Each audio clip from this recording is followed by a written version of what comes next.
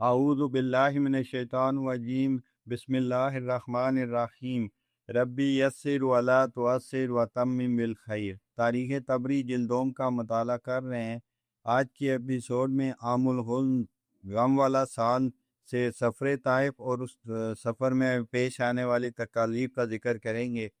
سب سے پہلے آپ سے ریکویسٹ ہے کہ اگر آپ نے ابھی تک اس چینل کو سبسکرائب نہیں کیا تو سبسکرائب کریں، لائک کریں، شیئر کریں اور بیل آئیکن لازمی پریس کریں تاکہ آپ کو ہر آنے والی نئی ویڈیو کا نوٹیفیکیشن موصول ہو سکے۔ جزاک اللہ۔ عام الحزن غم والا سال۔ ابو طالب اور خدیجہ رضی اللہ عنہا آپ کی ہجرت سے 3 سال پہلے ایک ہی سال میں انتقال کر گئے۔ ان کی وفات سے آپ کے مصائب میں بہت اضافہ ہو گیا، کیونکہ ابو طالب کے مرنے کے بعد اب قریش آپ کو وہ ایذا دینے لگے جو ان کی زندگی میں وہ نہیں دے سکتے تھے۔ یہاں تک کہ کسی نے آپ صلی اللہ علیہ وسلم کے سر پر مٹی ڈال دی۔ اسی حالت میں آپ اپنے گھر میں داخل ہوئے، آپ کی کوئی صاحبزادی مٹی دلانے کھڑی ہوئیں۔ وہ سر دلاتی جاتی تھیں اور روتی جاتی تھی۔ آپ ان کو تسلی دیتے تھے اور فرماتے تھے بیٹا مت رو، اللہ تمہارے باپ کی حفاظت کرے گا۔ رسول اللہ صلی اللہ علیہ وسلم فرمایا کرتے تھے کہ جب تک ابو طالب زندہ رہے قریش نے کوئی بات میرے ساتھ ناگوار خاطر نہیں کی۔ سفر طائف۔ ابو طالب کے مرنے کے بعد آپ صلی اللہ علیہ وسلم طائف گئے تاکہ بنی ثقیف سے مدد دیں اور وہ آپ کو آپ کی قوم والوں سے بچائیں۔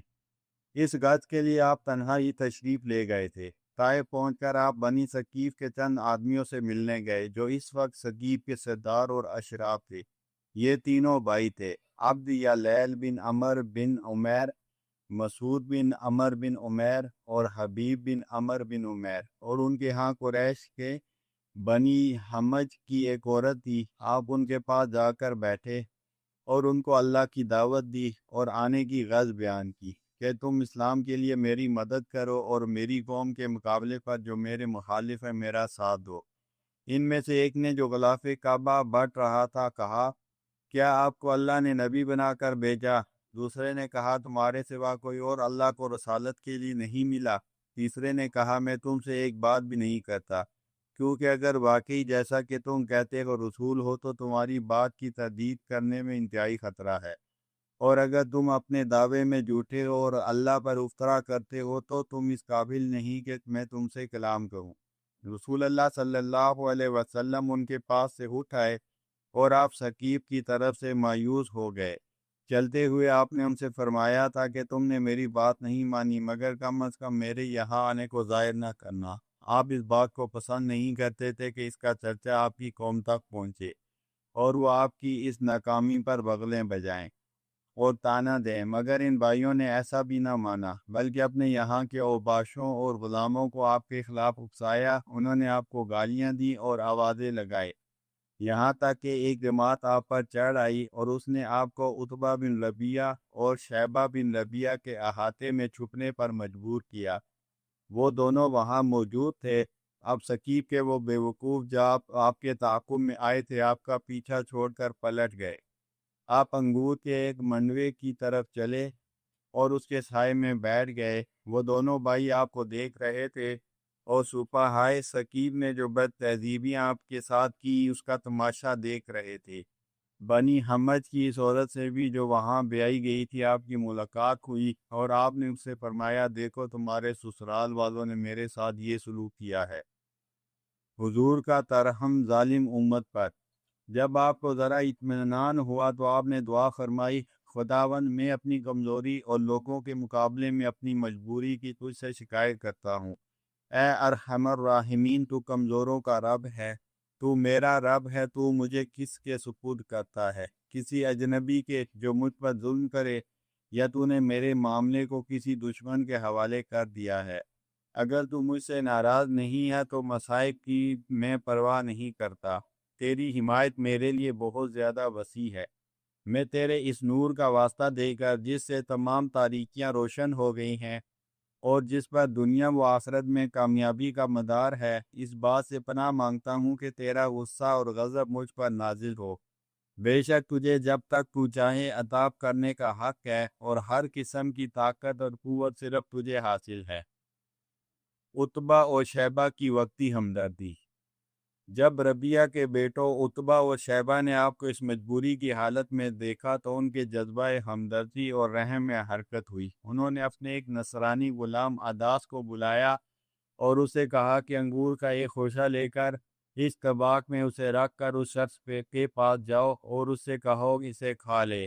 عداس اس حکم کی بجا آوری میں انگور لے کر رسول اللہ صلی اللہ علیہ وسلم کے پاس آیا اور اس نے ان کو آپ کے سامنے رکھ دیا۔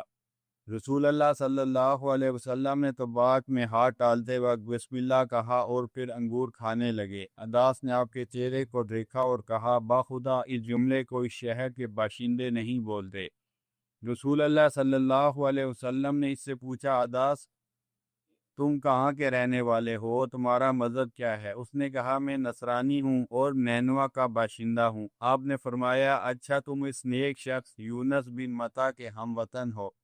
اس نے کہا آپ کیسے جانتے ہیں یونس بن متا کو؟ کون تھا؟ آپ نے فرمایا وہ میرے بھائی اور نبی تھے، میں بھی نبی ہوں۔ یہ سن کر وہ جھکا اور اس نے آپ کے فرق مبارک اور ہاتھ پاؤں کو چوما۔ دونوں بھائیوں میں ایک نے دوسرے سے کہا کہ دیکھو تمہارا غلام نے اس شخص کو تمہارے لیے بگاڑ دیا۔ جب عداد پلٹ کر ان کے پاس آیا انہوں نے اسے کہا عداس یہ تمہاری کیا حرکت تھی کہ تم اس شخص کے سر اور ہاتھوں اور قدموں کو چومنے لگے؟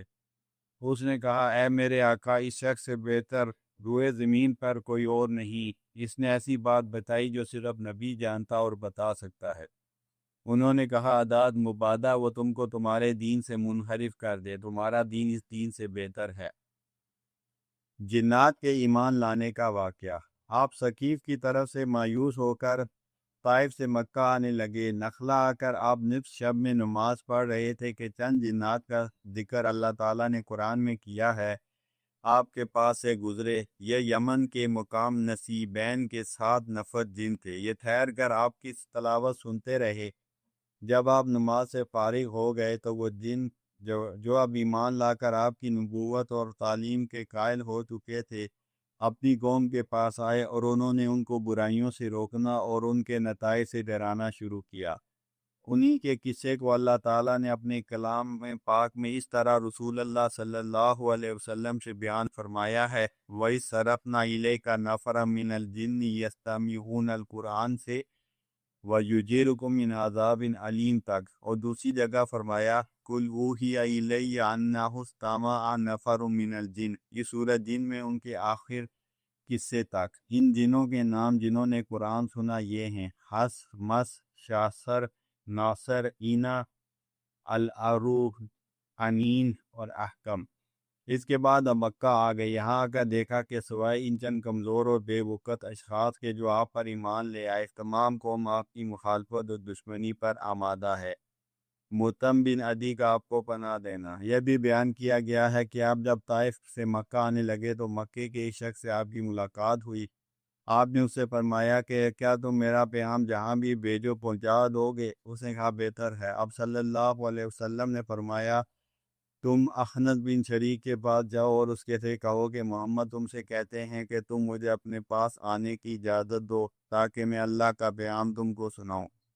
اس شخص نے احنس سے آ کر آپ کا پیغام کہا۔ اس نے جواب دیا کہ میں چونکہ عرب کا حلیف ہوں اس لیے ان کی مخالفت میں کسی کو اپنے پاس نہیں بلا سکتا۔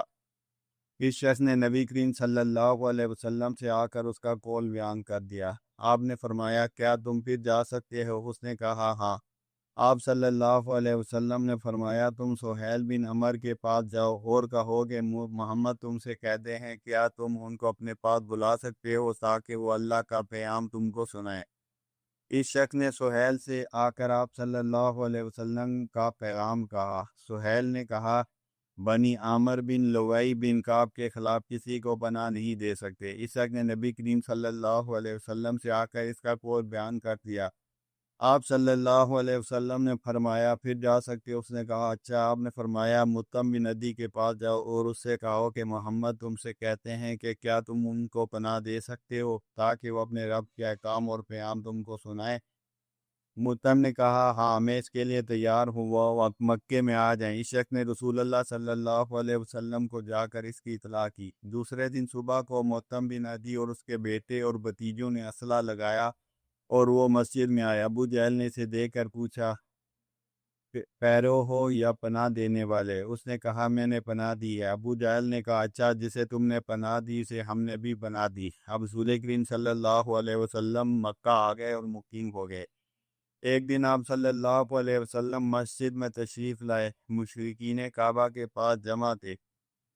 ابو جہل نے آپ کو دیکھ کر کہا ہے بنی عبد مناف، یہ تمہارے نبی ہیں۔ اس پر عتبہ بن ربیعہ نے کہا مگر اس بات سے انکار کیوں کیا جائے کہ ہم میں کوئی نبی یا بادشاہ ہو؟ نبی کریم صلی اللہ علیہ وسلم کو اس قول کی اطلاع دی گئی یا خود ہی آپ نے سن پایا؟ آپ قریش کے پاس آئے اور کہا اے عتبہ بن ربیعہ، یہ بات تم نے اللہ اور اس کے رسول کی حمایت میں نہیں کی بلکہ غرور قوم میں کہی ہے۔ اور اے ابو جہل بن ہشام، کچھ بہت زیادہ زمانہ نہیں گزرے گا کہ تو ہنسے گا اور روئے گا، بہت کم۔